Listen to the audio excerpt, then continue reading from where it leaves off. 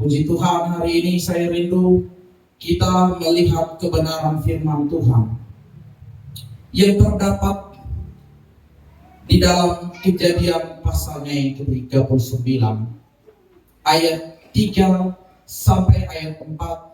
Kita akan belajar dari kehidupan Yusuf, bagaimana seharusnya kita orang percaya bersikap agar kita menjadi pribadi yang dapat dipercaya. Amin.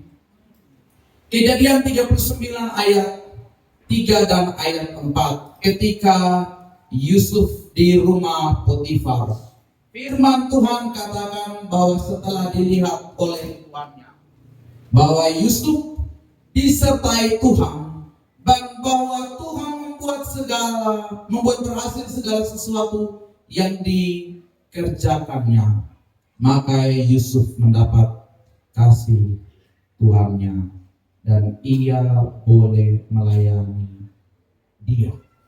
Kepada Yusuf diberikannya kuasa atas rumahnya dan segala miliknya diserahkannya pada kekuasaan Yusuf.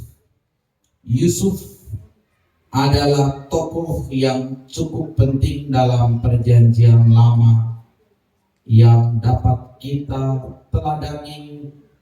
Banyak aspek yang kita bisa lihat dari hidupnya, mulai dari bagaimana berintegritas, bagaimana disertai Tuhan. Tapi hari ini saya rindu kita melihat bagaimana sikap Yusuf, sehingga firman Tuhan katakan dia dipercaya oleh Potifar. Dia dipercaya oleh Potifar untuk segala sesuatunya, atas seisi rumahnya dan segala miliknya di bawah kekuasaan Yusuf. Bapak Ibu saudara-saudari yang Tuhan Yesus kasihi, firman Tuhan tadi dikatakan bahwa Yusuf disertai Tuhan dan Tuhan membuat segala sesuatu yang dikerjakannya berhasil. Apa rahasia Yusuf disertai Tuhan? Apa yang membuat sehingga Tuhan terkenal atas hidupnya dan membuat segalanya berhasil, sehingga ia mendapatkan kepercayaan demi kepercayaan. Walau dikhianati, walau dituduh, walau dijebloskan ke penjara pun, dia masih mendapatkan kepercayaan. Kalau kita baca selanjutnya, bahkan di penjara pun dia menjadi kesayangan penjara. Bapak Ibu saudara-saudari yang Tuhan Yesus kasihi, kalau kita mau jujur dalam hari-hari hidup ini, dunia hari ini penuh dengan yang namanya tipu muslihat atau kebohongan. Hari ini ada banyak pengkhianatan terjadi. Hari ini kalau kita mau jujur, banyak kita sulit untuk dapat menemukan pribadi yang benar-benar dapat dipercaya. Sebagai anak-anak Tuhan, kita dipanggil untuk tampil beda. Amin. Kita dipanggil sebagai anak-anak Allah. Yang diberikan kepada kita adalah kuasa. Yohanes pasal 1 ayat 12 berkata bahwa kita yang menerimanya, kita yang percaya dalam namanya, diberikan kuasa. Ada kuasa. Dan seharusnya kita menjadi pribadi yang tampil beda. Pribadi yang berintegritas, pribadi yang setia, dan seharusnya kita menjadi pribadi yang dapat dipercaya. Layaknya Yusuf yang disertai Tuhan dan bahwa Tuhan membuat berhasil segala sesuatu yang dikerjakannya. kita akan belajar bagaimana Yusuf bersikap dan apa yang terjadi pada pribadi Yusuf sehingga ia menjadi pribadi yang disertai Tuhan dan Tuhan membuat segala yang dikerjakan oleh Yusuf berhasil. Bapak Ibu saudara-saudari yang Yesus kasihi, kita kembali flashback, kita kembali melihat kisah sebelumnya. Tak kala Yusuf masih berada bersama dengan orang tua dan saudara-saudaranya di dalam Kejadian pasal 37. Firman Tuhan di dalam Kejadian 37 ayatnya yang kelima dan ayatnya yang ke-9 dikatakan bahwa setelah Yusuf bermimpi, mimpinya itu diceritakan kepada saudara-saudaranya. Sebab itulah mereka lebih benci lagi kepadanya. Ayat 9, lalu ia memimpikan pula mimpi yang lain yang diceritakan kepada saudara-saudaranya. Katanya, aku bermimpi pula tampak matahari dan 11 bintang sujud menyembah kepadaku. Ya.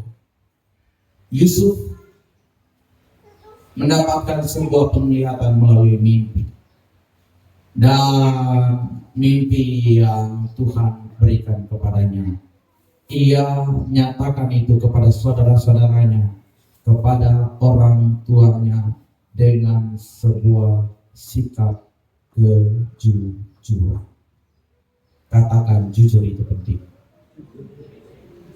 Yusuf adalah pribadi yang hidup dalam kejujuran. Yusuf tidak berbohong. Yusuf tidak neko-neko. Yusuf tidak berkompromi. Yusuf hidup apa adanya. Walaupun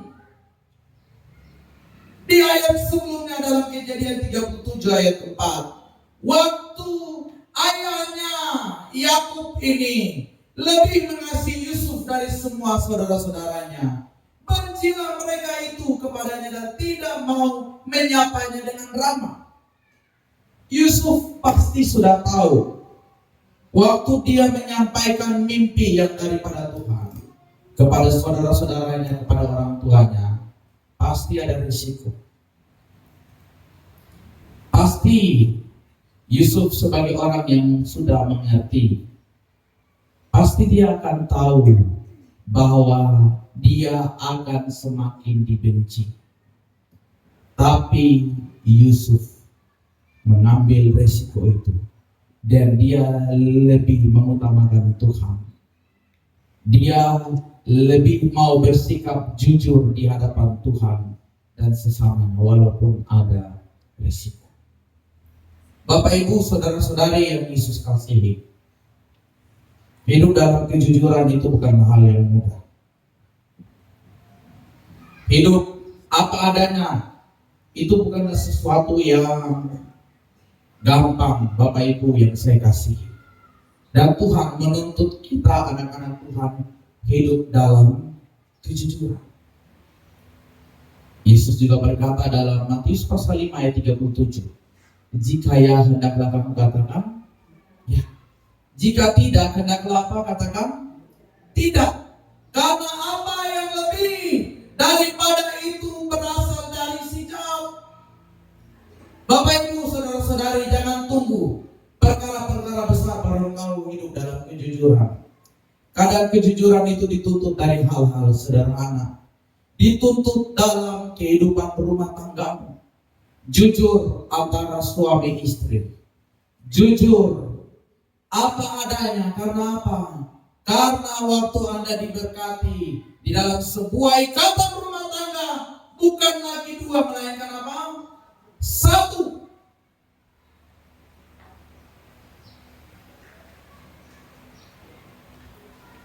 Tidak mudah. Tidak mudah hidup dalam kejujuran.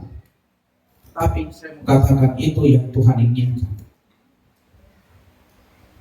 Dalam rumah tangga saya sebagai seorang gembala pun, saya mencoba dan terus mau hidup dalam kejujuran. Walaupun kadang ada hal-hal privasi, tapi saya katakan, bukankah dalam hatiku dia adalah bagianku dan aku adalah bagiannya. Dalam komunikasi tidak pernah kami bersembunyi. Dalam hal keuangan juga pun saya apa adanya. Kalau ada, kalau tidak ada. Ya.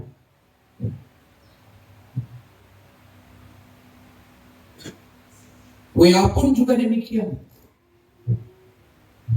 WA saya bukan saja terkoneksi di handphone, ada di tab, ada di laptop, ya, ada di handphone lama yang rusak, yang LCD-nya sudah garis-garis, ya. Tidak ada yang tersembunyi, silakan lihat. WA-nya Ibu Gembala juga terkoneksi dengan handphone saya. Ya, kadang Ibu Gembala tidak sempat lihat WA. Kadang kalau ada orang telepon, ya saya juga tidak otak-atik, ya, atau tidak mau terlalu tahu hal-hal yang mendetail, apalagi dalam pekerjaan, dalam pelayanan. Tapi minimal melalui sikap yang sederhana yang kami buat ini menunjukkan bahwa ada kejujuran. Kami mau mempertahankan nilai-nilai kejujuran.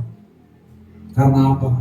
Karena hidup dalam kejujuran adalah hal yang diperhatikan oleh Tuhan.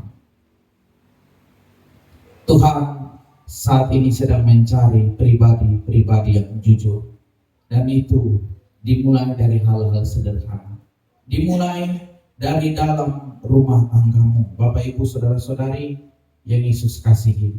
Kalau hari ini sudah banyak kebohongan terjadi dalam hidup kita, minta ampun di hadapan Tuhan dan jujurlah. Walau kadang jujur itu menyakitkan, walau kadang jujur itu membuat kita seperti direndahkan. Waktu saya digoda dalam pelayanan di Jayapura, ya, saya harus jujur juga kepada istri saya, walaupun saya tahu bahwa pasti nanti Ibu Gembala marah. Tapi ini yang harus saya sampaikan. Bagaimana saya mau tentang kejujuran, bagaimana saya mau bicara tentang kejujuran, tapi dalam rumah tangga saya tidak hidup dalam kejujuran. Ini masalah. Bapak Ibu Saudara-saudari yang Yesus kasihi, hari ini kita belajar dari kehidupan Yusuf. Maukah Anda melihat kepercayaan baru dari Tuhan? Amin. Mulailah dari kehidupan yang jujur. Katakan, hidup jujur. Yang kedua, dari pribadi Yusuf, kita juga bisa dapat melihat Yusuf bukan hanya pribadi yang jujur, tapi selanjutnya dalam Kejadian 37 ayat 13 sampai ayatnya yang ke-17, Yusuf tak kalah mendapatkan arahan dari orang tuanya untuk membawa yang namanya kabar tentang keadaan saudara-saudaranya di ayat 14. Waktu Yusuf diperintah, disuruh oleh orang tuanya, Yusuf hidup dalam ketaatan. Walaupun sekali lagi saya percaya Yusuf tahu ada risiko. Sebagai manusia, sebagai orang yang waras, ya, Yusuf pasti akan berpikir, apalagi Yusuf ini seorang yang dikasihi, pribadi yang dikasihi oleh ayahnya Yakub. Mungkin Yusuf bisa berkata, Bapak, jangan saya kan, kau tidak kasihan saya kan? Bapak terlihat saudara-saudara sebenci saya. Saya katakan tentang mimpi, dan ada kemungkinan yang dong akan buat saya yang tidak baik di depan. Yusuf pasti mengerti hal itu. Yusuf pasti tahu, dan dia bisa saja untuk berkompromi, untuk tidak hidup ayahnya. Tapi Yusuf tetap hidup dalam sebuah sikap yang mau tunduk terhadap perintah orang tuanya. Karena apa? Karena saya percaya Yusuf juga sudah lebih dahulu taat kepada Allah. Pribadi yang tidak dilihatnya saja dia taat. Pribadi yang tidak ditemuinya secara pribadi saja dia taat. Yang tidak dilihatnya saja taat, apalagi yang dilihatnya. Amin. Kadang hari ini terbalik. Kadang dalam kehidupan kita orang percaya ini tak bola balik, seperti lagu ya, tak bola balik. Ya. Dengan manusia taat, tapi dengan Tuhan tidak taat. Dengan manusia setia, tapi dengan Tuhan tidak setia. Bapak Ibu saudara-saudari yang Yesus kasihi, mau melihat kepercayaan baru dari Tuhan. Amin. Mau melihat Tuhan mengangkat dan memulihkan hidupmu. Amin. Belajar dari hal sederhana untuk taat. Karena hanya mereka yang lebih dahulu taat kepada Tuhan, maka Tuhan akan mempercayakan hal-hal baru. Karena Tuhan tahu Anda sudah taat dari hal-hal yang sederhana. Kalau kita hidup dalam ketaatan kepada Tuhan, saya percaya itu tanda bahwa kita mengenal Tuhan. Amin.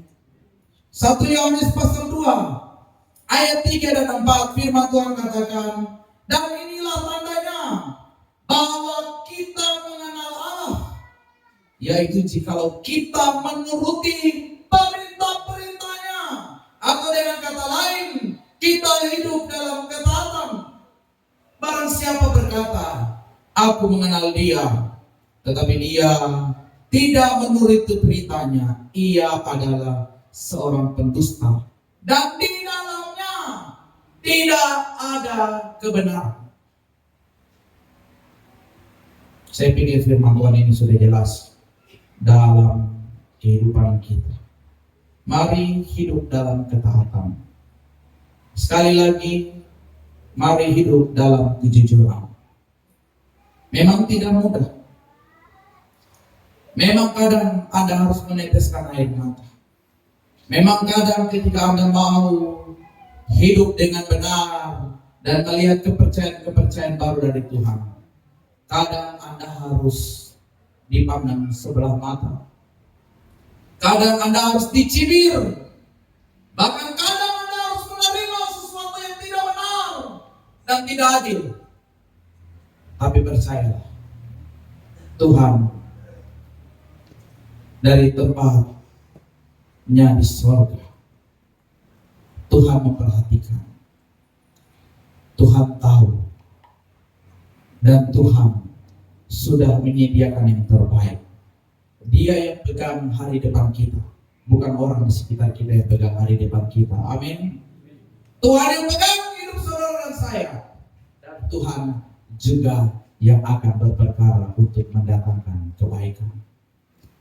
Saya ingat satu ayat hafalannya Filea waktu pertama kali masuk di PAUD Makarismos. Saya lupa di bagian mana dalam satu tawarik itu. Sebab mata Tuhan menjelajahi seluruh bumi untuk melimpahkan kekuatan kepada mereka yang bersungguh hati kepada Dia. Tuhan berkati kita, Tuhan menolong kita, dan jadilah pribadi-pribadi yang dapat dipercaya dengan memiliki dua sikap: hidup dalam kejujuran dan hidup dalam ketaatan. Dimanapun saudara ada, dengan siapapun saudara berjumpa, milikilah sikap yang benar, sehingga Anda akan melihat Tuhan berperang menggantikan engkau, dan Tuhan akan membukakan pintu-pintu berkat dan menyatakan kuasa pengangkatannya kepadamu, dan orang lain akan melihat Tuhan yang besar di dalam dan melalui hidup. Kita berdoa. Tuhan, terima kasih. Kami bersyukur untuk kebenaran firman-Mu yang kembali meneguhkan, yang kembali mengingatkan, yang kembali menegur kami, ya Tuhan, untuk hidup dalam sikap yang benar. Kami belajar dari pribadi Yusuf. Tuhan, ampuni kami jikalau dalam hari-hari ini Tuhan dapati kami tidak memiliki integritas yang benar di hadapan-Mu dan di hadapan sesama. Pulihkan kami, barui dan berikan kepada kami Roh-Mu yang kudus untuk menguatkan, meneguhkan dan memampukan kami dalam segala tugas tanggung jawab, dimanapun, kapanpun, dengan siapapun kami berjumpa. Haleluya, hamba bersyukur. Amin. Puji Tuhan kepada kedua hamba Tuhan yang sudah siap untuk ada dalam